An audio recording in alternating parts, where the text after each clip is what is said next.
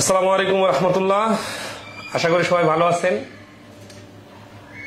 আমাদের আজকে এই অতিরিক্ত লাইভ ক্লাসে সবাইকে স্বাগত জানাচ্ছি। অতিরিক্ত ক্লাসটা নেওয়ার কারণ হচ্ছে যে গত দিনে অল্প একটু বাকি ছিল সমাবেশ টপিকটা। এই সামান্য কিছু প্রশ্নের জন্য নতুন করে একটা ক্লাস আমরা নষ্ট করতে যাচ্ছি না। তো আজকে ক্লাস নেওয়ার পরে আগামীকাল এবং আগামী পরশু 2 দিনের ক্লাস নিয়ে সম্ভবত টপিকটা আগাই দিব ইনশাল্লাহ।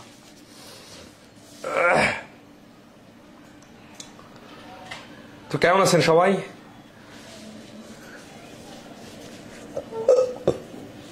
ঠান্ডা কি ক্লাসকে আমরা আরো একটু আগা নিতে পারি? আমরা এখন নিয়মিত ক্লাস নিতেছি 8:45-এ।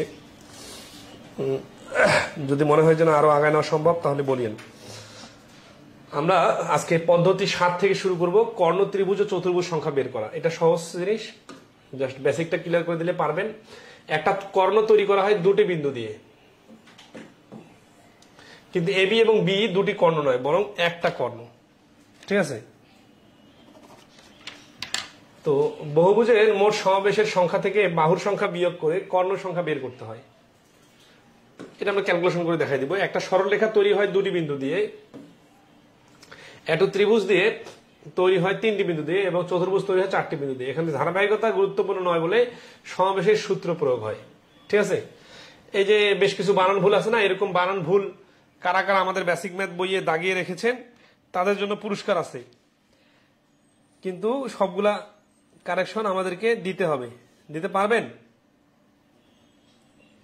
যেখানে যেখানে বানান ভুল আছে মার্ক করে রাখেন বইয়ের মধ্যে। হ্যাঁ, সাধারণত কর্ণ সংখ্যা বের করা। কর্ণ বের করার সূত্র হচ্ছে NC2। এই আমরা হ্যান্ডশেক করা বাড়ি করছিলাম না, ওই রকম NC2, কিন্তু এখান থেকে n বাদ দিতে হয়। এখানে n সমান সমান মোট বিন্দুর সংখ্যা অথবা সুষম বহুভুজের বাহুর সংখ্যা। আবার যেহেতু কর্ণ তৈরি করার জন্য দুটি বিন্দুর প্রয়োজন, তাই আর সমান সমান সবসময় 2 বসে, মানে আর এর মানটা 2 হয়। 5 বাহু বিশিষ্ট বহুভুজের কতটি কর্ণ আছে? আচ্ছা, একটু বেসিক দেখি। যে ধরেন একটা চতুর্ভুজ, এটা কয়টা কর্ণ? এই যে একটা কর্ণ, 2টা কর্ণ। আচ্ছা, একটা চতুর্ভুজ তৈরি হয় কয়টা বিন্দু দিয়ে? এই যে 4টা বিন্দু দিয়ে, 4টা কৌণিক বিন্দু দিয়ে। ঠিক আছে? তা দেখেন, এই যে একটা বাহু, 2টা বাহু, 3টা বাহু, 4টা বাহু, আর 5টা, 6টা। এই 6টাকে বলা হচ্ছে সরল রেখা। তার মানে 4টা বিন্দু দিয়ে 6টা সরল রেখা তৈরি হয়। আমরা এত কাহিনী করব না, আমরা জাস্ট দেখবো যে 4টা বিন্দু বা 4জন মানুষ দাঁড়ায় আছে, এ বি সি ডি। এই যে 4জন মানুষ দাঁড়ায় আছে, সবাই সবার সাথে হ্যান্ডশেক করলে কতগুলো হ্যান্ডশেক হইতো? আমরা এখানে হ্যান্ডশেকটাকে, এ যখন বি এর সাথে হ্যান্ডশেক করবে ওইটাকে নাম দিব এ বি সরলরেখা। বি যখন সি এর সাথে হ্যান্ডশেক করবে বি সি সরলরেখা। সি যখন ডি এর সাথে হ্যান্ডশেক করবে সি ডি সরলরেখা। ডি এ এর সাথে করলে এ ডি সরলরেখা। আর সি এ এর সাথে করলে এসি, বিডি এর সাথে করলে বিডি। এই যে সবাই সবার সাথে কিন্তু হ্যান্ডশেক করা হয়ে গেছে, এগুলা বাদে আর কোনো হ্যান্ডশেক করা সম্ভব না। তো এখান থেকে আমরা বলতে পারি 4C2 এটা হচ্ছে হ্যান্ডশেকের সংখ্যা। এখন হ্যান্ডশেক গুলার নাম হচ্ছে কি? দেখেন, সবার সাথে সবার কানেকশন তৈরি হয়ে গেল। এই হ্যান্ডশেক গুলার নাম হচ্ছে সরল রেখা। এগুলা সবগুলা কর্ণ না, কিন্তু এই চারপাশের বাইরের যে বাহুগুলা, এগুলা হচ্ছে একটা সরল রেখার মধ্যে, এগুলো হচ্ছে বাহু। আর বাকিগুলা যেগুলো হচ্ছে কোনাকুনি গেছে, এগুলোকে বলা হচ্ছে কর্ণ। তাহলে আমরা সর্বমোট সরল রেখা 4C2 থেকে যদি 4 বাদ দিয়ে দেই, তাহলে এইটাকে বলা হচ্ছে কর্ণ। এটাই হচ্ছে এখানকার সূত্র। দেখেন, NC2 - n। তাহলে 4C2 মানে কত? 4 গুণন 3 ডিভাইডেড 2 - 4। 2 দিয়ে কাটলে 2, তার মানে 6 - 4। এই যে 6 আসলো না, 6 মানে হচ্ছে এটা 6টা সরল রেখা তৈরি হবে। সেখান থেকে 4টা বাহু বাইরের বাদ দিলে ভেতরে যে রেখাগুলো থাকবে ওই সরল রেখাগুলোর নাম হচ্ছে কর্ণ। তাহলে এই প্রশ্নের অ্যান্সার হচ্ছে কর্ণ মোট 2টা।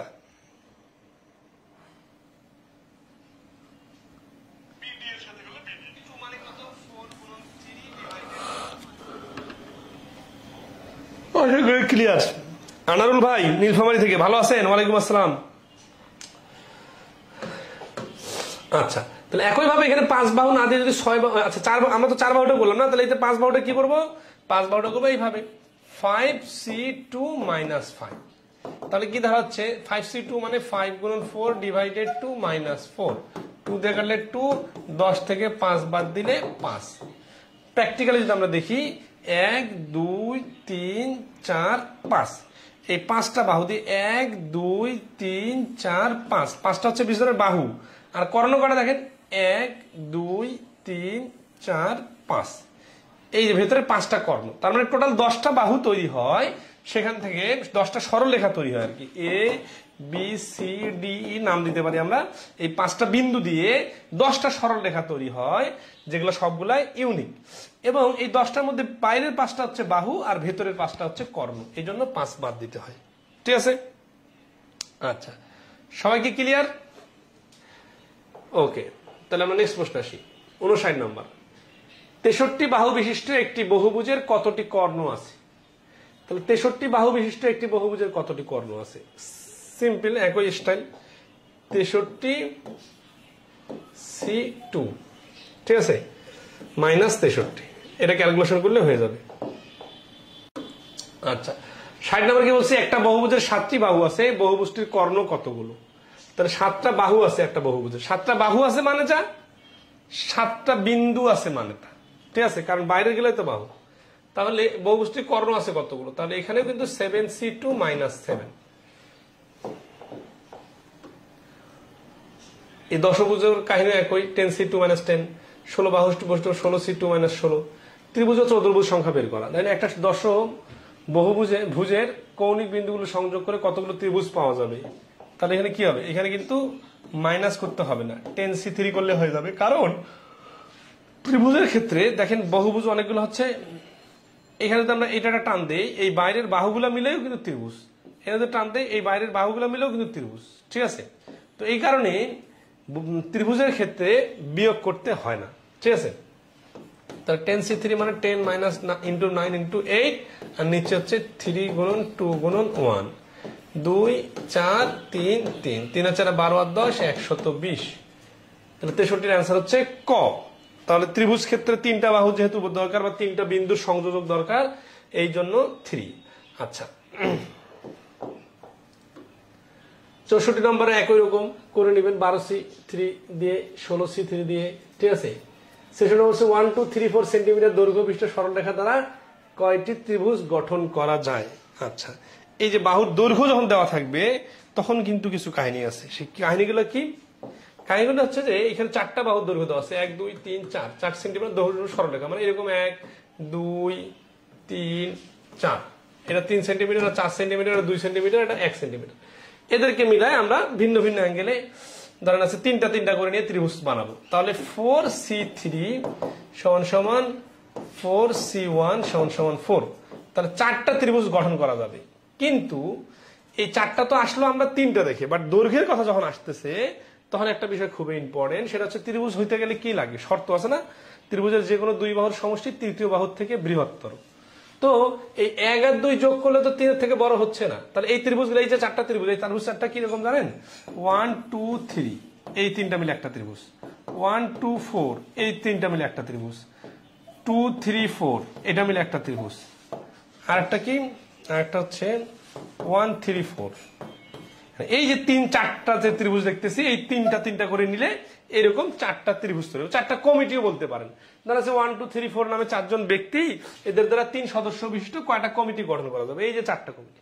কিন্তু এটা যখন ত্রিভুজে লাগাচ্ছি তখন যে সমস্যাটা হচ্ছে, এটা কিন্তু ত্রিভুজে হয় নাই। কেন হয় নাই? 3টা বাহু যোগ আমরা কাছাকাছি লাগাই দিছি, কিন্তু এই 1 2 যোগ করে 3 এর সমান হয়ে গেছে, কিন্তু আমাদের তো 3 এর থেকে বেশি লাগবে, ঠিক আছে। তাহলে যেহেতু হয় নাই, তাহলে এটা ত্রিভুজ হবে না। আচ্ছা, একইভাবে 1 2 4, 1 2 4ও কিন্তু ত্রিভুজ হবে না, কারণ দুইটার যোগফল তৃতীয় বাহুর থেকে ছোট। 2 3 4 এটা হবে, কারণ এই 2 3 এর যোগফল 4 এর থেকে বড়, ঠিক আছে। আচ্ছা 1 3 4 এটাও হবে না। তার মানে আসলে একটা, মানে 3টা ত্রিভুজ যেহেতু হবে না, তাহলে একটা মাত্র ত্রিভুজ তৈরি করা সম্ভব, যেটা হচ্ছে 2 3 4। তাহলে এই প্রশ্নের অ্যান্সার হচ্ছে গ। তাহলে এখান থেকে শিখলাম যে বাহুর দৈর্ঘ্য দেওয়া থাকলে ত্রিভুজ বা চতুর্ভুজ গঠনের ক্ষেত্রে শর্তগুলো খেয়াল করতে হবে, ঠিক আছে। আচ্ছা, বিষয়টা প্র্যাকটিক্যালি যদি আমি বলতে চাই, তাহলে বিষয়টা এইরকম যে ধরেন এইটা একটা লাঠি, এই 3টা লাঠি আমার হাতে আছে, হ্যাঁ। এখন এই যে 2টা লাঠি এখানে বসাই দিলাম। এখন এই তৃতীয় লাঠিটা, ধরেন এই যে এইটা একটা লাঠি, এটা একটা লাঠি। তো ধরেন এই 2টা লাঠি যোগ করেও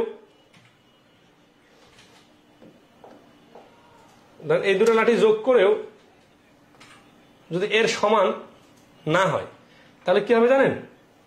তাহলে এই বড় এই কলমটা এটার উপর বসে থাকবে। দেখেন এই যে ছোট বাহু দুটো যোগ করে যদি আর সমান হয় তাহলে এটার উপর বসে থাকবে। কিন্তু যদি এইটা আর তৃতীয় বাহুটা যোগ করতে হয়, যদি বড় হয় তাহলে এটা টাচ করার জন্য উপরে টাচ করতে হবে। আর যদি দুটো ছোট হয়ে যায় তাহলে কি হবে জানেন? এই বড় লাঠির ছোট লাঠিটার উপরে, মানে বড় লাঠিটার উপরে ছোট লাঠিটা এক পাশে বসবে, আর একটা ছোট লাঠি যোগ করে দিলে ওর উপর শুয়ে পড়বে, ওটা ত্রিভুজ তৈরিই হবে না। এই জন্য ত্রিভুজের যে কোনো দুই বাহুর সমষ্টি তৃতীয় বাহুর থেকে বড় হইতে হবে। এটা আমরা জ্যামিতি অধ্যায় আরো সুন্দর করে ক্লিয়ার করে দিব। এই যে 67 নম্বর প্রশ্নটা বিভিন্ন বইয়ে আছে, এখানেও সেম কাহিনী। 1 2 3 4 5 6 7 দৈর্ঘ্য বিশিষ্ট বাহুগুলো দ্বারা গঠিত চতুর্ভুজের সংখ্যা কত? তো চতুর্ভুজের 4টা বাহু লাগে, 1 2 3 4 5 6 7, 7c4 মানে যা 7c3 মানে তা 7 গুণন 6 গুণন 5 ডিভাইডেড 3 2 1, তাহলে 35টা ত্রিভুজ। ঠিক আছে, 67 নম্বর প্রশ্নে 35টা ত্রিভুজ তৈরি হবে, কিন্তু সবগুলো ত্রিভুজে কি শর্ত পূরণ করবে? আচ্ছা করবে কিনা আমরা দেখি। ছোট আর বড় ত্রিভুজের যেগুলো 3টা বাহুর যোগফল তৃতীয় বাহুর থেকে বড় হইতে হবে। তাহলে এখানে তো আমরা এই 3টা যোগ করি, তাহলে এই 7-এর থেকে কিন্তু বড় হচ্ছে না। তাহলে এই 3টার এটা মিলে যে ত্রিভুজটা চতুর্ভুজটা তৈরি হবে ওইটাও কিন্তু এই 35টার মধ্যে আছে। তাহলে একটা বাদ গেল। এরপর আসি এই 1 2 3 আর 6 যদি নেই, 2টা, এটাও বাদ গেল। আবার আসি 1 2 3 বাদ, 1 2 4 যদি নেই তাহলে 7, এই 7-এর সমান হচ্ছে, এটা 3 নাম্বারটাও বাদ গেল। এরপর যদি 1 2 4 না নিয়ে 1 2 4 না নিয়ে 2 1 বাদ, তাহলে 2 3 4 যদি নেই তাহলে কিন্তু 7-এর থেকে বড় হচ্ছে। 2 3 4 6 থেকে তো অবশ্যই বড়, তারপরে এগুলো ঠিক আছে। তাহলে এই 3টা ত্রিভুজ সম্ভব না, যেটা হচ্ছে কি 1 2 3 6, এই 4টা বাহু সমন্বয়ে যে চতুর্ভুজ তৈরি হয়েছে। আর হচ্ছে 1 2 3 7, আর হচ্ছে 1 2 4 7, এই যে 4 ধরনের বাহু, এই বাহুগুলা মিলে যে চতুর্ভুজগুলা তৈরি হয়েছে, এই 3টা চতুর্ভুজ শর্ত পূরণ করে না, মানে যেগুলো 3টার যোগফল চতুর্থটা থেকে বড় হইতে হবে, এটা হচ্ছে না। এই কারণে 35 থেকে 3টা বাদ দিলে 32টা চতুর্ভুজ গঠন করা সম্ভব। তাহলে এই প্রশ্নের অ্যান্সার হচ্ছে বি। 67 নম্বর প্রশ্নের অ্যান্সার বি। সবাই ক্লিয়ার কিনা একটু কমেন্টে জানাবেন।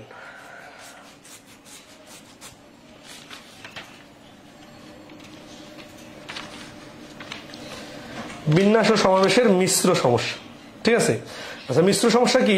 কিছু প্রশ্ন একই সাথে বিন্যাস করা যায় এবং সমাবেশ করা যায় শুধু কথার মার পেছে। ঠিক আছে, সেই কথার মার পেছে এখানে সুন্দর করে বলা আছে। ধরুন শ্রীলঙ্কা সফরের জন্য 14 দলের বাংলাদেশ টিম ঘোষণা করা হলো। এখন ওই 14 জন থেকে 11 জন খেলোয়াড় বাছাই করার সময় সমাবেশের হিসেবে বাছাই করে নিতে হবে এনসিআর সূত্রের মাধ্যমে। কিন্তু এরপর বাছাই কিন্তু 11 জন খেলোয়াড়দের ব্যাটিং অর্ডার সাজানোর সময় তাদের ব্যাটিং সিকোয়েন্স অনুসারে সাজাতে হবে এনপিআর সূত্রের মাধ্যমে। তাহলে 14 জনের দল থেকে 11 জনকে বাছাই করে ব্যাটিং অর্ডার সাজানোর সংখ্যা হচ্ছে এই দেখেন 14C11। তার মানে কোন 11 জনকে নিলাম তারা, এই 11 জনের মধ্যে আবার সিকোয়েন্স সাজাচ্ছে। মানে ব্যাপারটা এরকম না, আমার টেবিলের উপর 5টা বই সাজানোর জায়গা আছে, কিন্তু এই 5টা বই আমি আগে বাছাই করতে হবে 20টা বই থেকে। বাজারে আমি বই কিনতে গেছি, একটা দোকানে 20টা বই আছে, আমি বই কিনবো 5টা, যে কোনো 5টা কিনতে পারি, কিন্তু 5টা বই নিয়ে আসে এখন আমার টেবিলে কোনটা উপরে রাখবো কোনটা নিচে রাখবো এটা নিয়ে একটু ঝামেলা লাগে গেছে। তাহলে এই এখানে যে 2টা ধাপ, একটা হচ্ছে বাজার থেকে 20টা বইয়ের মধ্যে 5টা বই নেওয়া, আর ওই বইটি 5টা টেবিলে সাজায় রাখা। একই সাথে কিন্তু সমাবেশ হচ্ছে আগে, তারপরে কিন্তু বিন্যাস হচ্ছে। সমাবেশ যখন হচ্ছে তখন কি হচ্ছে বাছাই করতেছি, আর বাসায় এনে যখন আমি সাজা রাখতেছি তখন এটা বিন্যস্ত করে রাখতেছি। এই জন্য আগে সমাবেশ তারপরে বিন্যাস। তো বিষয়টা এরকম। ঠিক আছে, বাছাই করে বিন্যাস, 5টি সংখ্যা থেকে 3টি সংখ্যা বাছাই করার পর 3 ফ্যাক্টরিয়াল দিয়ে গুণ দিলেই তা 5টি সংখ্যা থেকে 3টি সংখ্যা বাছাই করে বিন্যাস করার উত্তর বের হবে। অর্থাৎ বাছাই সংখ্যা গুণন যতটি বাছাই সমান সমান বিন্যাস সংখ্যা। নিচের সংখ্যায় পার্থক্য দেওয়া। বাছাইয়ের শুধু কথা বললে 5C3 10, আর বাছাই করে বিন্যাস 5C3 মানে 10 এর সাথে 3 ফ্যাক্টরিয়াল সমান সমান 60। আর সরাসরি যদি আমি বিন্যাস করতাম তাহলে 5C3 করলেও কিন্তু 60-এ চলে আসে। তার মানে বিষয়টা এরকম না যে এই যে দেখেন 5C3 গুণন 3 ফ্যাক্টরিয়াল, এটা মানে যা বিষয়টা এরকম দেখেন। এটা যে আমরা শর্টকাটে মানে আর একটু ফর্মের আকার দেখতে চাই, তাহলে NCR গুণন R factorial equal to NPR, অথবা এই পাশের ফ্যাক্টরিয়ালটা ওই পাশে ভাগ করে দিলে কিন্তু ওইটা আবার NCR হয়ে যায়। ঠিক আছে, তাহলে দেখেন এনসিআর এর সাথে আর ফ্যাক্টরিয়াল গুণ করলে এটা এনপিআর এর মতো হয়ে যায়। খুব ইন্টারেস্টিং বিষয়টা, মানে বিন্যাস সমাবেশ যাদের উল্টাপাল্টা লাগে যে কেন বিন্যাস হয়, কেন সমাবেশ হয়, বিন্যাস থেকে সমাবেশে জাম করার জন্য কি করা দরকার, বিন্যাস থেকে সমাবেশে যাওয়ার জন্য নিচে আর ফ্যাক্টরিয়াল দিয়ে ভাগ করা লাগে, এটা তো আমরা সূত্রের মধ্যে দেখছি। আর সমাবেশ থেকে বিন্যাসে কামব্যাক করার জন্য কি করা লাগে, ওই সমাবেশের সূত্রের সাথে দেখেন আমরা জানি এন পি আর এটা হচ্ছে বিন্যাসের সূত্র, আর যখন আমরা দেখছি এন সি আর এটা হচ্ছে সমাবেশের সূত্র, তাহলে এটা সমান সমান n factorial divided n minus r factorial, আর এটা সমান সমান n factorial divided n minus r factorial, আর নিচে হচ্ছে একটা আর ফ্যাক্টরিয়াল দিয়ে গুণ হয়।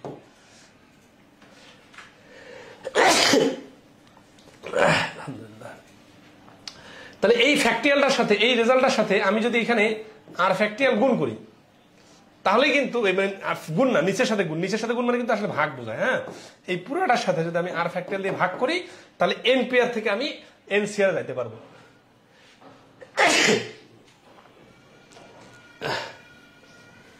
এনপিআর থেকে এনসিআর যাওয়া মানে যা বিন্যাস থেকে সমাবেশে চলে যাওয়া মানে, ঠিক আছে। আমি যদি এই সমাবেশ থেকে বিন্যাসে আসতে চাই তাহলে কি করতে হবে, আমাকে জাস্ট আর ফ্যাক্টরিয়ালটাকে ডিলিট করতে হবে। আর ফ্যাক্টরিয়ালটাকে ডিলিট করার সিস্টেম কি, এইখানে আমি এই পুরা সূত্রটার সাথে আর ফ্যাক্টরিয়াল গুণ করে দিব, তাহলে এই আর ফ্যাক্টরিয়াল কেটে যাবে। তাহলে এর সাথে গুণ করা মানে যা এনসিআর এর সাথে আর ফ্যাক্টরিয়াল গুণ করা মানে তা, ওই কাজটাই তো এখানে করছি। দেখেন 10C2, ঠিক আছে, 45, এই 45 এর সাথে 2 ফ্যাক্টরিয়াল গুণ, তার মানে এনসিআর এর সাথে যদি আমি আর ফ্যাক্টরিয়াল গুণ করি তাহলে এটা এনপিআর এর রেজাল্ট দিবে।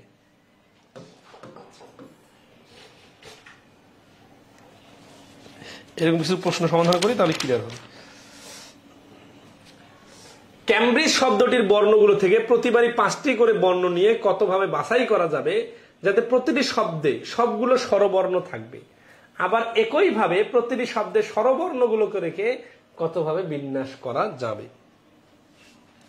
প্রশ্নের ধাপগুলো বুঝতে হবে এবং ভাষাটা বুঝতে হবে, ঠিক আছে। তাহলে ক্যামব্রিজ শব্দে ভাওয়েল আছে 3টা, মোটা বর্ণ আছে 9টা, তো 3টি স্বরবর্ণ থেকে 3টি বাছাই নিয়ে অবশিষ্ট 6টি বর্ণ থাকবে। মোট বর্ণ যেহেতু বাছাই করতে বলছে 5টা, তাহলে স্বরবর্ণ 3টা নেওয়ার পরে বাকি যে ফাঁকা থাকবে ওইটাতে আমরা ব্যঞ্জন বর্ণ নিব, ঠিক আছে। তাহলে 3টা স্বরবর্ণের 3টাই নিব আর 2টা হচ্ছে ব্যঞ্জন বর্ণ নিব, এটা সিসি করে নিব। তারপরে মোট 5টাকে 5 ফ্যাক্টরিয়াল দিয়ে গুণ করব, তাহলে বাছাইও বাইরে হয়ে যাবে, বিন্যাসও বাইরে হয়ে যাবে। আমাদের এখানে ধাপগুলো দেখেন, ক্যামব্রিজ শব্দটির বর্ণগুলো থেকে প্রতিবার, আচ্ছা এগুলো কিন্তু প্রিলির জন্য না, আবার এগুলা কিন্তু সবার জন্য না, এগুলা হচ্ছে যে আমাদের যে ইন্টারমিডিয়েটের বইটা আছে বিভিন্ন রাইটারের, ওইখানে এইরকম প্রচুর প্রশ্ন আছে, আমরা কিছু স্যাম্পল করাই দিতেছি যাতে যে কোনো পরীক্ষা আসে নাই আসলেও যেন পারেন, ঠিক আছে।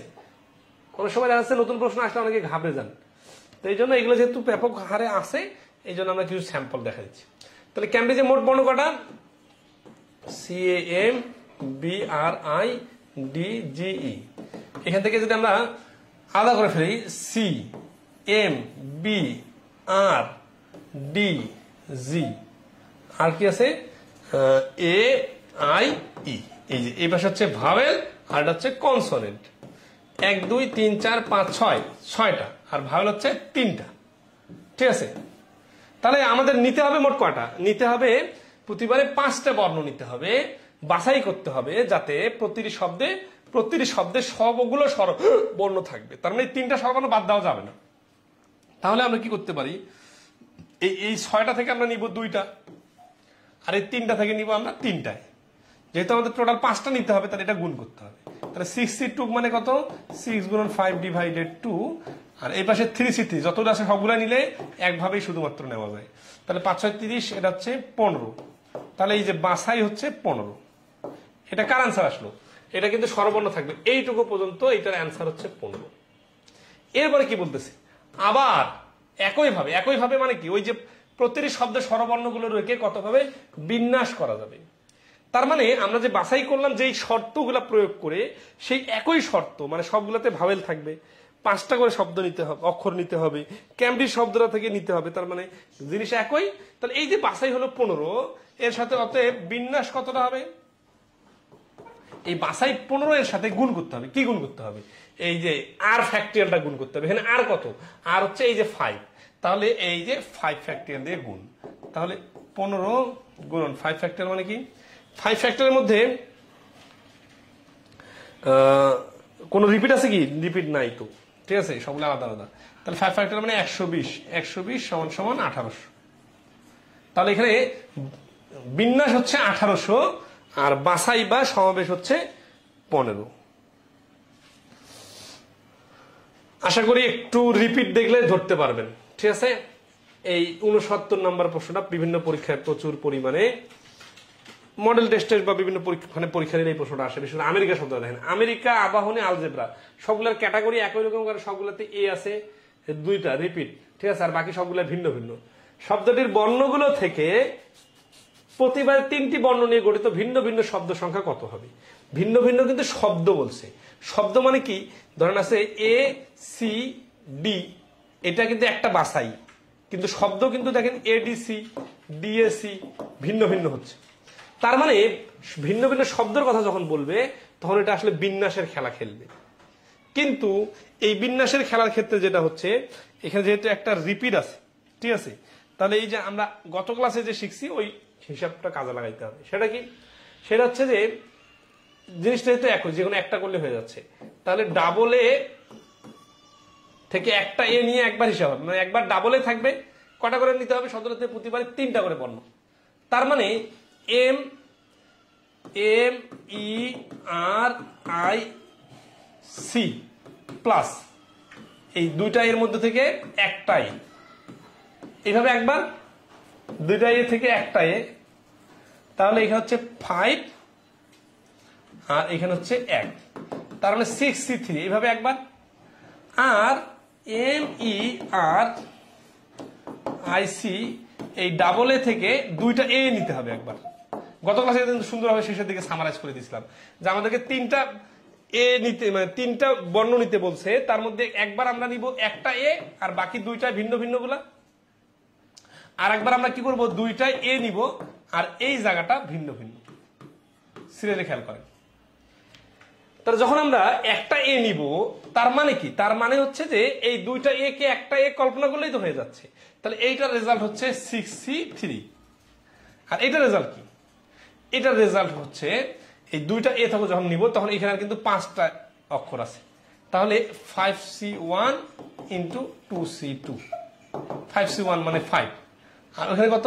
6C3 মানে কি? 6C3 মানে 6 গুণন 5 গুণন 4 ডিভাইডেড 6, 20, আর এখানে 5, ঠিক আছে। তাহলে মোট হচ্ছে কত? 25। এই প্রশ্নটা কিন্তু আগেও ছিল, বাট এটা কিন্তু অ্যান্সার শেষ হয় নাই, ঠিক আছে। কেন অ্যান্সার শেষ হয় বলেন?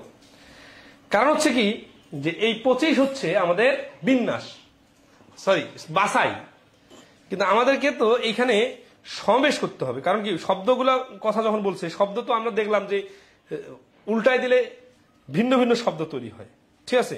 যেহেতু উল্টায় দিলে ভিন্ন ভিন্ন শব্দ তৈরি হয়, তাহলে আমাদের এইখানকে এই যে 3টা নিতে বলছে না, তাহলে 20-এর সাথে 3 ফ্যাক্টরিয়াল গুণ হবে। আচ্ছা, তাহলে এটা গেল বাছাই। হ্যাঁ, তাহলে প্রথম বাছাই এর রেজাল্ট হচ্ছে 20, আর দ্বিতীয় বাছাই এর রেজাল্ট হচ্ছে 5। এর সাথে 3 ফ্যাক্টরিয়াল। 3 ফ্যাক্টরিয়াল কেন? কারণ আর এর মানটা, আর এর ফ্যাক্টরিয়ালটা গুণ হয় এটার সাথে, আর ফ্যাক্টরিয়াল বা 3 ফ্যাক্টরিয়াল গুণ। তাহলে এখানে আসি, 20-এর সাথে যখন 3 ফ্যাক্টরিয়াল গুণ হচ্ছে, তাহলে 20 গুণন 3 ফ্যাক্টরিয়াল মানে হচ্ছে 6, 120। এখানে 3 ফ্যাক্টরিয়াল হচ্ছে, এগুলো কিন্তু সবগুলো ভিন্ন ভিন্ন, কিন্তু এখানে 3 ফ্যাক্টরিয়ালের সাথে এই দুটা রিপিট হচ্ছে। কেন রিপিট হচ্ছে? এই যে জিনিসটা দেখেন, এখানে এ একটা হচ্ছে আর বাকি সবগুলো ভিন্ন ভিন্ন, এই কারণে 3 ফ্যাক্টরিয়াল মানে 6। কিন্তু এই 3টার মধ্যে কি আছে? এই 3টার মধ্যে বারবার 2 এ আছে আর বাকি একটা 5 বার, তাই এই জন্য 3 ফ্যাক্টরিয়াল ডিভাইডেড 2 ফ্যাক্টরিয়াল, তার মানে হচ্ছে 5 গুণন 2 দিয়ে আগে কাটাকাটি করলে 6 কে 2 দিয়ে কাটাকাটি করলে 3 সমান সমান 15। তাহলে এই যে প্রথম বাছাইয়ের বিন্যাস হচ্ছে 120 আর দ্বিতীয় বাছাইয়ের বিন্যাস হচ্ছে 15, তার মানে অ্যান্সার হচ্ছে 135 টোটাল যোগ করলে। আচ্ছা, এই বাছাই থেকে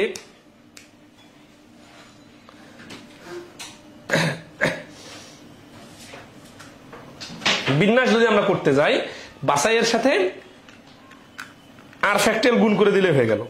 আর ফ্যাক্টরিয়াল মানে কি? মুখস্থ গুণ করা যাবে না। আর ফ্যাক্টরিয়াল মানে হচ্ছে যে আর এর যেটা মান, এখানে আর ফ্যাক্টরিয়াল মান হচ্ছে 3, এখানেও আর ফ্যাক্টরিয়াল মান 3, কিন্তু সমস্যা হচ্ছে যে এখানে কোনো রিপিট নাই, বাট এখানে তো এ রিপিট আছে, এই কারণে নিচে 2 ফ্যাক্টরিয়াল। আর ফ্যাক্টরিয়াল গুণ করা লাগতো না যদি বাছাই করে শেষ হয়ে যাইতো, বাছাইয়ের পরে বিন্যাস করতে হবে, এই কারণে কিন্তু আর ফ্যাক্টরিয়াল দিয়ে গুণ হচ্ছে। ঠিক আছে, কোন রেসপন্স দেখা যাচ্ছে না, কি অবস্থা বলেন? কতটুকু বুঝতেছেন একটু কমেন্টে জানাবেন। 70 নম্বর, ইংল্যান্ড শব্দটির বর্ণগুলো থেকে 5টি বর্ণ নিয়ে কতভাবে বাছাই করা যায়, আবার কতভাবে বিন্যাস করা যায়। বাছাই করতে হবে একবার, একবার বিন্যাস করতে হবে। তাহলে ইংল্যান্ড শব্দের টোটাল বর্ণ আছে যতগুলা, সেখান থেকে আমাদের 5টা করা বলছে, রিপিট আছে কি? হ্যাঁ, এনটা রিপিট আছে। তাহলে রিপিট যেহেতু আছে, তাহলে আমরা আগের আমেরিকা শব্দের মতো করে চিন্তা করি, EGLAD, এই যে 5টা অক্ষর আর 2টা এন। তাহলে আমাদের যখন 5টা বর্ণ নিতে হবে, আবার বাছাই করার কথা বলছে, তাহলে আমরা গত ক্লাসে যেভাবে শিখছি হুবহু একই রকম করে দেখেন কিরকম, 1 2 3 4 5, এই 5টা অক্ষর বাছাই করতে বলছে। তাহলে 2টা এন থেকে আমরা একটা নিব, আর এই 5টার মধ্যে থেকে, এই 5 আর 1 6টা থেকে নিব 5টা, তাহলে 65। তখন কি হবে জানেন? তখন 2টা এন থেকে যেহেতু একটা এন নিতেছি, আর একটা এন আসবেই না কোনোভাবেই। তাহলে 65 মানে হচ্ছে যা, 61 মানে যা, 6 মানে তা, তার মানে 6টা বাছাই হবে, যে বাছাইগুলোর মধ্যে একটা করে এন থাকবে। তাহলে এটা হচ্ছে 1 নম্বর উপায়। আর 2 নম্বর উপায় কি? 2 নম্বর উপায় হচ্ছে এই যে 5টা পজিশন, এর মধ্যে 2 জায়গায় এন থাকবে, আর বাকি 3টাতে ভিন্ন ভিন্ন থাকবে। এখন এই 3টা কোথা থেকে আসবে? এই 5টা থেকে আসবে। তার মানে বিষয়টা এরকম, 5C3 গুণন 2C2। তাহলে 5C3 মানে যা, 5C2 মানে যা, 2C2 মানে 1, তাহলে 5C2 মানে ডিভাইডেড 2 গুণন 1 2 10। এখানে শুধু মানে আমরা যেটা বার করতেছি এটা হচ্ছে বাছাইয়ের অ্যান্সার, কিন্তু এখানে বিন্যাসের অ্যান্সার গুলো অপশনে দেওয়া আছে। এটা 2টা অ্যান্সার আসবে আর কি, আচ্ছা সমস্যা নেই। আমাদের বইয়ের মধ্যে কিন্তু সুন্দর করে বক্স আকারে দেওয়া আছে। ঠিক আছে, তাহলে এই যে 10 আর 6, ঠিক আছে।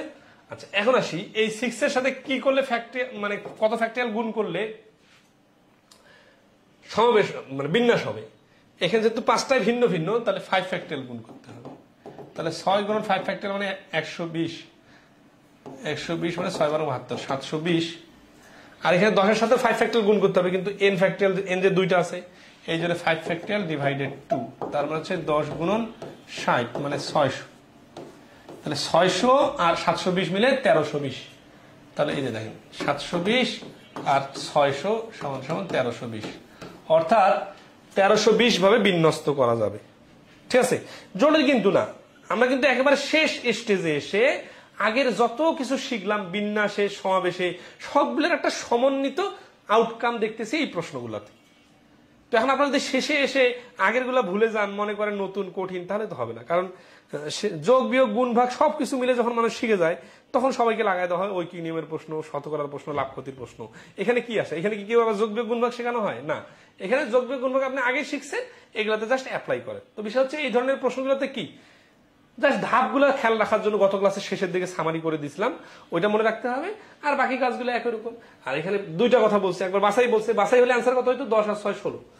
ঠিক আছে, আর সমাবেশ বলে মানে আবার কথা বিন্যাস করা যায়। বিন্যাসের কথা বলার কারণে কি হচ্ছে? আর ফ্যাক্টরিয়াল দিয়ে গুণ হচ্ছে।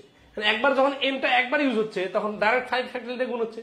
আর এন যখন 2টা ইউজ হচ্ছে, তখন এই 5 ফ্যাক্টরিয়ালের সাথে 2 ফ্যাক্টরিয়াল রিপিট হয়ে গুণ হচ্ছে।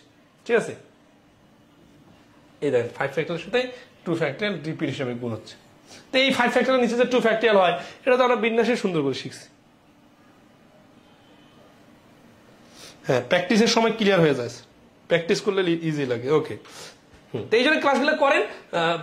মানে ক্লাস রানিং অবস্থায় লাইভে হয়তো বা 100% ক্লিয়ার হয় না, কিন্তু এই কথাগুলো শুনলে কিন্তু আপনার তখন প্র্যাকটিসের সময় ইজি হয়ে যায়। অনেকে মনে করে শুধু প্র্যাকটিস করলে হয়ে যায়, না, শুধু প্র্যাকটিস করলে কিন্তু এত সহজে হবে না যত সহজে আপনি কথা শোনার পরে নিজে প্র্যাকটিস করতে যাবেন। ঠিক আছে, আচ্ছা, তো এই শব্দটার মাধ্যমে আমরা আজকের মোটামুটি যে টাইপগুলোতে সমস্যা হয় এগুলো ক্লিয়ার করবো। এই প্রশ্নটা অনেক দেখবেন বিসিএস রিটেনের যে কোনো পরীক্ষায় এই প্রশ্ন আছে, মানে বই আছে আর কি, আসে নাই, অন্য টাইপের আসছে। প্রফেসর শব্দটা, প্রফেসর শব্দটির বর্ণগুলো থেকে প্রতিবারই 4টি করে অক্ষর নিয়ে কতভাবে বাছাই করা যাবে, আবার কতভাবে সাজানো যাবে। এই সাজানো যখন বলে, তখন এখানে হয় কি ওই বাসাই যেটা হয় তার সাথে আর ফ্যাক্টরিয়ালটা গুণ করতে হয়। তো এটা তো খুব সিম্পল বিষয়, কিন্তু এখানে কাহিনীটা একটু বড় হবে। কেন বড় হবে সেটা দেখাচ্ছি। প্রতিবারে 4টি করে অক্ষর নিয়ে, ঠিক আছে। আবার কোনো শর্ত দিছে কি স্বরবর্ণ ব্যঞ্জন বর্ণ, না কোনো শর্ত দেয় নাই, কিন্তু এখানে প্রফেসরের কিছু জিনিস রিপিট আছে। কিরকম?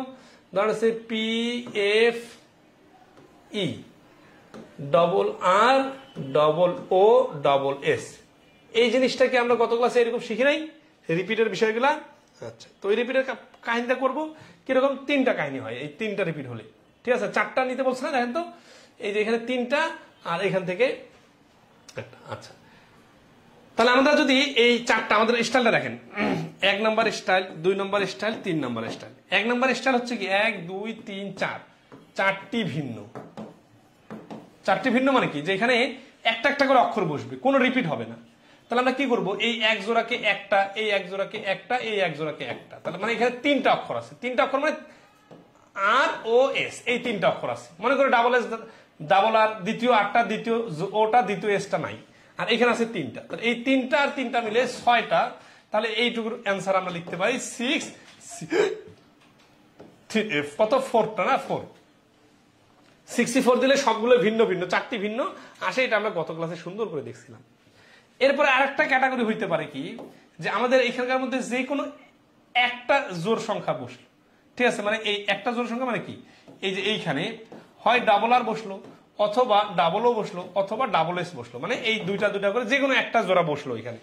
তাহলে এই দুটো কি হবে? এই দুটো হবে ইউনিক 3টা থেকে একটা। তাহলে এটা সমান সমান লেখা যায় কিভাবে? 3C2। 3C2 কেন? এই 3টা থেকে 2টা। আচ্ছা, এটার ভাষাটা কি হবে আবার? 2টি ভিন্ন, বইয়ের মধ্যে সুন্দর করে বক্স আকারে দেওয়া আছে, প্লাস 2টি একই। তাহলে 3C2 হচ্ছে 2টা ভিন্ন, আর সরি এখানে মিস্টেক হচ্ছে একটু, এই জায়গাটা বারবার মিস্টেক হচ্ছে, আপনারা গত ক্লাসে দেখছেন। সেটা হচ্ছে আগে জোড়াটা নিতে হয়। তাহলে এই 3টার মধ্যে থেকে যে কোনো যদি আমি একটা জোড়া নিতে চাই, তাহলে এটা আমরা কি দিব? 3C1 দিব আগে। আচ্ছা, মানে জোড়াটা আগে নিব। এটা বারবার মিস্টেক হওয়ার কারণ আছে, যে জোড়াটা আগে না নেওয়ার কারণে মিস্টেকটা হচ্ছে।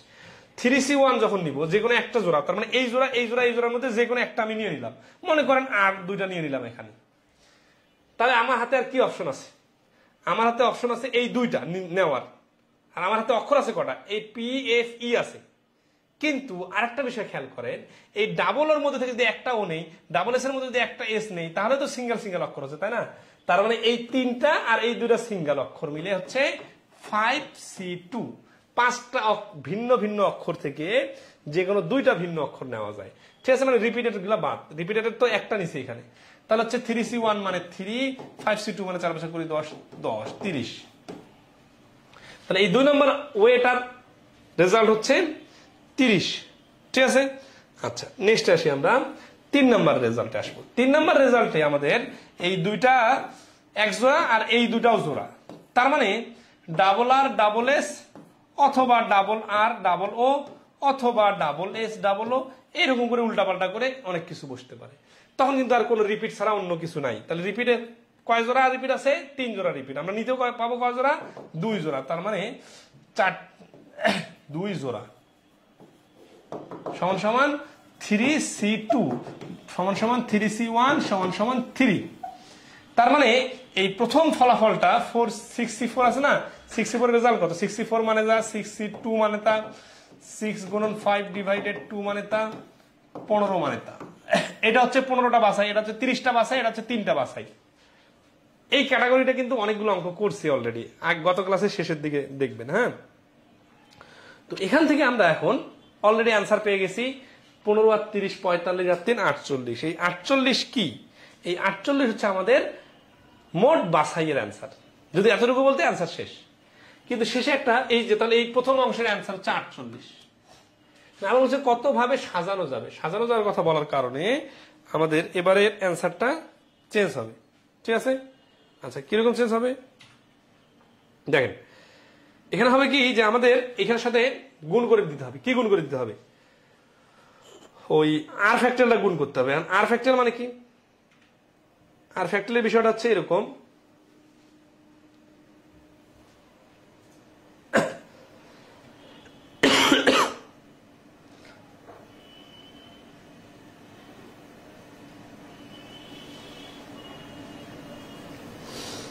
যে যদি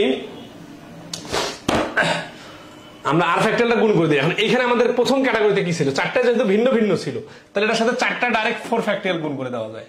ঠিক আছে, তাহলে 15 গুণ 4 ফ্যাক্টরিয়াল, 4 ফ্যাক্টরিয়াল মানে কি 4 ফ্যাক্টরিয়াল। তাহলে আমরা এবার নিতেছি কোনগুলো দেখেন, এবার আমরা করতেছি সাজানো বা বিন্যাস।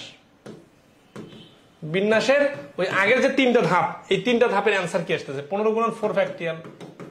4 ফ্যাক্টরিয়াল মানে হচ্ছে 15 গুণ 4 ফ্যাক্টরিয়াল মানে 24, 4 15 16 করে 6, 15 30 আর 6 36, 360। আর তারপরে 2 নম্বরটাতে কি আসতেছে, 30 ছিল না, 30 কি ছিল, 30 ছিল টোটাল অ্যান্সার। এর সাথে কি হবে, কত ফ্যাক্টরিয়াল গুণ হবে। খেয়াল করুন এখানে আমাদের কি ছিল, এখানে আমাদের একটা ছিল রিপিট আর বাকি দুটা ভিন্ন ভিন্ন ছিল। তাহলে আমাদের এখানে টোটাল 4 ফ্যাক্টরিয়াল ডিভাইডেড একটা রিপিট মানে দুইটা অক্ষর ছিল একই রকম। তাহলে হচ্ছে 30 গুণন উপরে 24 দিয়ে 2 ভাগ করলে 12, 3 12 36, এখানে 360। আর এরপর আসতেছে কি যে এখানে হচ্ছে কি দেখেন আমাদের এই দুটো একই রকম অক্ষর, এই দুটো একই রকম অক্ষর। তার মানে এটা যে রেজাল্ট ছিল 3, এই 3 এর সাথে গুণ হবে কি 4 factorial divided 2 factorial into 2 factorial. দুটো 2 ফ্যাক্টরিয়াল কেন, কারণ 2 বার তো রিপিট আছে ভিন্ন ভিন্ন দুটো অক্ষর। তার মানে 3 ফ্যাক্টরিয়াল গুণন 4 ফ্যাক্টরিয়াল মানে 3 শুধু, 4 ফ্যাক্টরিয়াল মানে 24, 24 কে 4 দ্বারা ভাগ করলে 6, তার মানে 18। তাহলে টোটাল অ্যান্সার হচ্ছে 360 720 আর 18 মিল হচ্ছে 728। তাহলে সাজানো বা বিন্যাস হবে অ্যান্সার 720 আর 18 38, তো 738।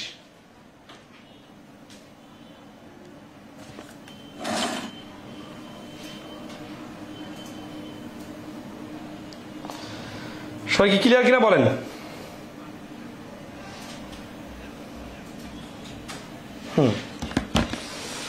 এই যে 4 ফ্যাক্টরিয়াল এখানে ডাইরেক্ট গুণ, কারণ চারটা ভিন্ন ভিন্ন ছিল প্রথম ধাপটাতে দেখেন। আর দ্বিতীয় ধাপটাতে কি ছিল, দুইটা একই অক্ষর ছিল আর দুইটা ভিন্ন ছিল, এই জন্য 4 ফ্যাক্টরিয়াল ডিভাইডেড 2 ফ্যাক্টরিয়াল। আর তৃতীয় ধাপে দুইটা যেহেতু রিপিট, কিন্তু চারটা অক্ষরের মধ্যে চারটা রিপিট না, দূরে দূরে করে রিপিট, এই জন্য 4 factorial divided 2 factorial into 2 factorial. অর্থাৎ সমাবেশ বিন্যাসের যে বেসিক জিনিসটা শুরুতে শিখছিলাম ওগুলো গুণ হবে সমাবেশের রেজাল্টের সাথে। ঠিক আছে, শেষ পদ্ধতি সমাবেশের বিবিধ প্রশ্ন। এখন এই বিবিধ প্রশ্নের কিছু প্রশ্ন আছে, এগুলা আসি 72 নম্বরে দেখেন, বলছে এখানে 2-3টা প্রশ্ন আছে জাস্ট।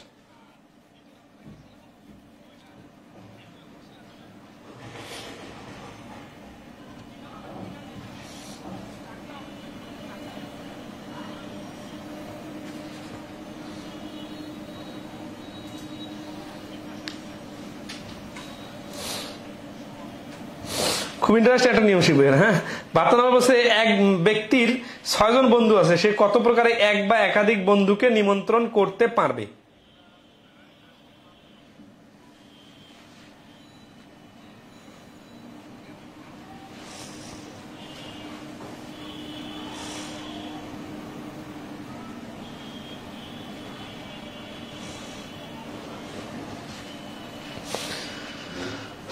এটার শর্টকাট রুলস হচ্ছে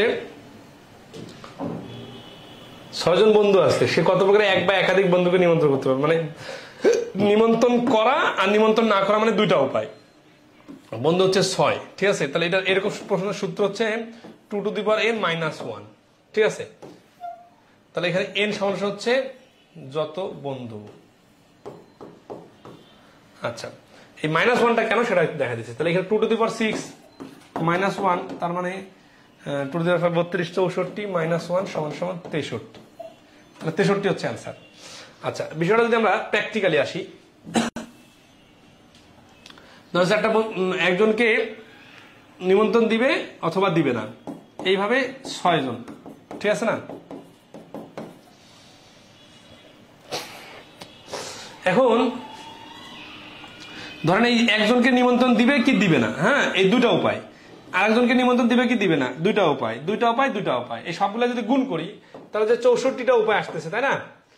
এখন বিষয়টা হচ্ছে কি যে এইটা তো যদি না দেয়, এটা তো এই বন্ধুকে যদি মানে সবগুলা যদি গুণ গুণ মানে নেগেটিভ আসে, তাহলে একটা ফলাফল দেখা যাবে। বিষয়টা এরকম হবে না যে A B C D E F, এই যে কটা বন্ধু, 6টা বন্ধু না। তাহলে এ কে দাওয়াত দিছে, বি কে দেয় নাই, সি কে দেয় নাই, ডি কে দেয় নাই, ই কে দেয় নাই, এফ কে দেয় নাই। তাহলে সে কত প্রকার এক, এটা একটা উপায়। আবার এ কে দিছে, বি কে দিছে, সি কে দেয় নাই, ডি কে দেয় নাই, ই কে দেয় নাই, এফ কে দেয় নাই, ওকে। আবার এ বি সি কে দিছে, ডি ই এফ কে দেয় নাই। এইভাবে অনেকগুলো কাহিনী করে দেখা যাচ্ছে 64টা উপায় বানানো সম্ভব। দেখা A B C D E F সবাইকে দাওয়াত দিছে। আর একটা উপায় আছে যে এ কেও দাওয়াত দেয়, বি কে দাওয়াত দেয়, সি কেও দাওয়াত দেয়, ডি কেও দেয় নাই, ই কেও দেয় নাই, এফ কেও দেয় নাই। তাহলে তো একজনকে দাওয়াত দেওয়া হলো না। এই 64টির মধ্যে এমন একটা উপায় আছে যেখানে কাউকে দাওয়াত দেওয়া হচ্ছে না, যেটা তো অ্যাকসেপ্টেবল না, কারণ তাকে তো কোনো না কোনো ভাবে অ্যাটলিস্ট একটা বন্ধুকে দাওয়াত দিতে হবে। তো এই 64টা রেজাল্টের মধ্যে ওই রেজাল্টটাও আছে। যেমন ধরেন এই দুইটা উপায় মানে কি, টিক চিহ্ন অথবা ক্রস চিহ্ন। দুইটা উপায় মানে টিক চিহ্ন ক্রস চিহ্ন, টিক চিহ্ন ক্রস চিহ্ন, টিক চিহ্ন ক্রস চিহ্ন, টিক চিহ্ন ক্রস চিহ্ন, টিক চিহ্ন ক্রস চিহ্ন।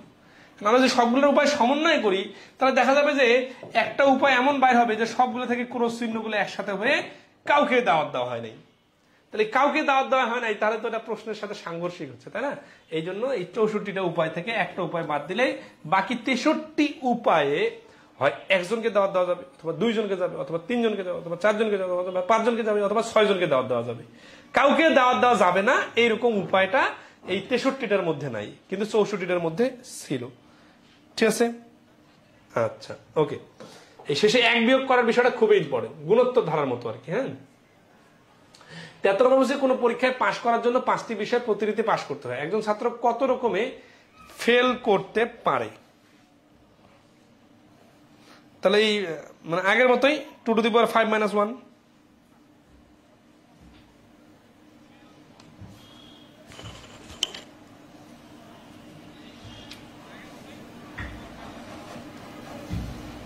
যে কোনো পরীক্ষায় পাশ করার জন্য 5টি বিষয়ের প্রতিনিধিতে পাশ করতে হয়। কত রকমের ফেল করতে পারে? কত রকমের ফেল করতে পারে না? হয় একটাতে ফেল করতে পারে, দুইটাতে ফেল করতে পারে, তিনটাতে, কিন্তু 5টাতে যদি ফেল করে তাহলে তো সে একটা বিষয় পাশ করেনি, তাই না? এই জন্য 5টাতে ফেল করে ওটা নেওয়া যাবে না, বাকি সবগুলো নেওয়া যাবে। ঠিক আছে, মানে অ্যাটলিস্ট একটা বিষয় পাশ করলে বলা যাবে যে আমি পাশ করছি। কটাতে করছে না করছে সেটা ইম্পর্টেন্ট না, কিন্তু যদি সবগুলোতে ফেল করে তখন তো ওকে ফেল টু ছাত্র বলতে হবে, ওকে কোনোভাবে পাশে রাখা নেওয়া যাবে না, ভেন চিত্রের মতো। ঠিক আছে, একটাতে পাস মানে আটটাতে ফেল, একটাতে ফেল মানে একটাতে পাস। কিন্তু কেউ যদি উভয় বিষয়ে ফেল হয় তখন তো আর ওকে কোনোভাবে পাস বলা যায় না, কারণ ও তো দুইটাতেই ফেল করছে। তো এখানে 5টা বিষয়ের কথা বলছে না, তাহলে সে যদি 2 টু দি পাওয়ার 5 উপায়ে 2 টু দি পাওয়ার 5 মানে হচ্ছে 32 ভাবে সে পাস করতে পারে, সরি ফেল করার উপায়। হ্যাঁ, আচ্ছা আচ্ছা, এটা এইভাবে না, আসলে বিস্তারিত লিখতে গেলে এরকম হয়। সে একটা বিষয় ফেল করছে, সে 2টা বিষয় ফেল করছে, সে 3টা বিষয় ফেল করছে, সে 4টা বিষয় ফেল করছে, আর সে 5টা বিষয় ফেল করছে। এখন আসি, এই সবগুলো যদি ফেল নেই মানে তার ফেল করার উপায় চলে আসবে এখানে। একজন ছাত্র কত রকমের ফেল করতে পারে? হ্যাঁ, ওইখানে ফেল করার কথা বলছে, আমি উল্টা কথা বলতেছিলাম বন্ধুরা। আচ্ছা, কাহিনী কাছাকাছি। একটা বিষয় ফেল, 2টা বিষয় ফেল, 3টা বিষয় ফেল, 4টা বিষয় ফেল, 5টা বিষয় ফেল। তাহলে এরা কিন্তু ফেল। 5C1 মানে 5, 5C2 মানে 5C3 মানে 2, 5C2 মানে 2, 4 5 20, 20 10, এইটা মানে 10, 5C4 মানে তো 5C1 এ, তার মানে এটা 5, আর 5C5 মানে 1। তাহলে 10 10 20 আর 10 30 আর 31, এই 31 ভাবে এটাকে শর্টকাট করার টেকনিক আছে। আচ্ছা, এখন আসি, এখানে একটা বিষয় হচ্ছে, দেখেন তো, যে সে 5C1 0 কি নেওয়া যাবে? 5C0 নেওয়া যাবে না। সে যদি 5টা বিষয় পাস করে তাহলে তো ওই ছেলেটাকে কোনোভাবে ফেল বলা যাবে না। আমরা যদি এই 2 টু দি পাওয়ার 5 নেই তাহলে যে 32 আসে, এই 32-এর মধ্যে 5টা বিষয় পাস করা স্টুডেন্টও আছে, তো ও তো কোনোভাবে ফেল করে না। এই জন্য ওর হিসাবটা বাদ দিয়ে বাকি 31 জনের হিসাবটা নিতে হয়। এই যে এইভাবে ভেঙে ভেঙে করা যায়, একটা বিষয় ফেল, 2টা 3টা 4টা 5টা বিষয়। ঠিক আছে, অ্যান্সার হচ্ছে 31।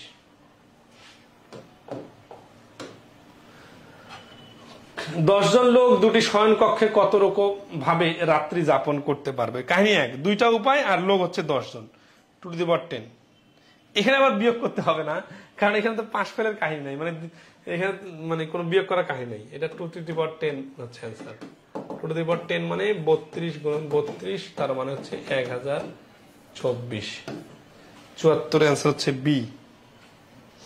75 নম্বর, এই যে এটার পরে আমাদের আর কোনো প্রশ্ন নাই।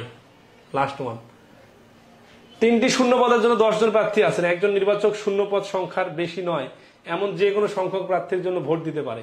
কত প্রকারে একজন নির্বাচক ভোট দিতে পারেন? মানে ভোট যারা দিতে পারবে তারা, তাহলে একজনকে দিতে পারবে, 2 জনকে দিতে পারবে, 3 জনকে দিতে পারবে। তাহলে 10 জন প্রার্থী আছে 3টি শূন্য পদের জন্য, 1টা 2টা 3টা শূন্য পদে 10 জন প্রার্থী আছেন। প্রার্থী দাঁড়াইছেন কতজন? 10 জন। একজন নির্বাচক মানে যে ভোটার শূন্য পদ সংখ্যার বেশি নয় এমন, শূন্য পদ সংখ্যা বেশি না মানে 3টার বেশি তো দেওয়া যাবে না। ভোটার দাঁড়াইছে অনেকজন কিন্তু শূন্য পদ আছে 3টা। তার মানে বিষয়টা এরকম না, ধর আছে chairman, vice chairman, female vice chairman, এই 3টা পদের জন্য। ধরেন এর জন্য দাঁড়াইছে 4 জন, এখানে দাঁড়াইছে 3 জন, এখানে দাঁড়াইছে 3 জন। আমার তো ভোট তো আমি 3টাই দিতে পারবো, ঠিক আছে না? অথবা আমি 1টা দিব, অথবা 2টা দিব, অথবা 3টা দিব, ঠিক আছে? কত প্রকার একজন নির্বাচক ভোট দিতে পারবেন? একজন নির্বাচক শূন্য পদ সংখ্যার বেশি নয় এমন যে কোনো সংখ্যা, বেশি নয় মানে কম তো সম্ভব, বেশি সম্ভব না, মানে 4টা ভোট দিতে পারবে না কিন্তু সে 3টা ভোটে কাস্ট করতে পারবে, অথবা 2টা ভোট দিবে, হ্যাসানকে ভোট দিল না, পছন্দের লোক দাঁড়া নেই, অথবা 1 জনকে দিল, অথবা 2 জনকে দিল, কিন্তু 0 ভোট তো হতে পারে না, আবার 4টা ভোটও হইতে পারে না। তাহলে বিষয়টা এরকম না যে 10C1 10C2 10C3, এখানে অনেকে গুণ দিতে পারেন, গুণ চিহ্ন কিন্তু হবে না। কেন হবে না? কারণ ওর তো ভোট তো পূর্ণাঙ্গ ভোট দিয়ে দিছে, ঠিক আছে না? মোট তো 3টা ভোট তো পূর্ণাঙ্গ ভোট, এখন সে কম করে ভোট দিছে কিন্তু আর তো কাউকে ভোট অবশিষ্ট নাই। তাহলে 10C1 মানে 10, 10C2 মানেও 10, 10C3 মানে হচ্ছে 10 9 8, 10 9 8, 3 ফ্যাক্টরিয়াল দিয়ে 8 কে হয়ে গেল 4, 9 কে হয়ে গেল 5, 20 200, 200 না 120। আচ্ছা 10C1 10C2, সরি 10C1 না 10C2 মানে তো 10 আসলে, 10C1 মানে 10, 10C2 মানে হচ্ছে 10 গুণন 9 ডিভাইডেড 2, 10C3 মানে হচ্ছে 10 গুণন 9 গুণন 8, 3 গুণন 2 গুণন 1, এই 2 দিয়ে গেলে 5, 10 যোগ 45 যোগ 3 দিয়ে কাটলে 3, 2 দিয়ে কাটলে 4, 3 4 12 10, 120, 120 আর 10 130 আর 45 মিনিট হচ্ছে 175। তাহলে এই প্রশ্নের অ্যান্সার হচ্ছে 175 ভাবে নির্বাচন করতে পারবে, ঠিক আছে? ওকে, এই 75টাই প্রশ্ন ছিল, আর কোনো প্রশ্ন নাই। সিরিয়াল ধরে মোটামুটি সব প্রশ্ন করে দিলাম, ঠিক আছে?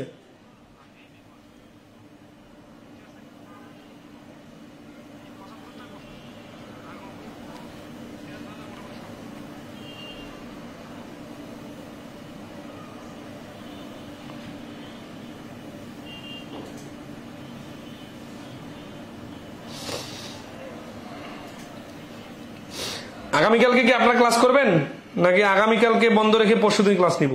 কমেন্টে রেসপন্স করবেন,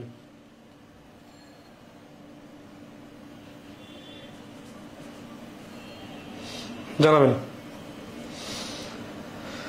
ধন্যবাদ সবাইকে, ভালো থাকবেন সবাই, শুভরাত্রি। আমরা সামনে সম্ভাব্যতা শুরু করতে যাচ্ছি, ঠিক আছে?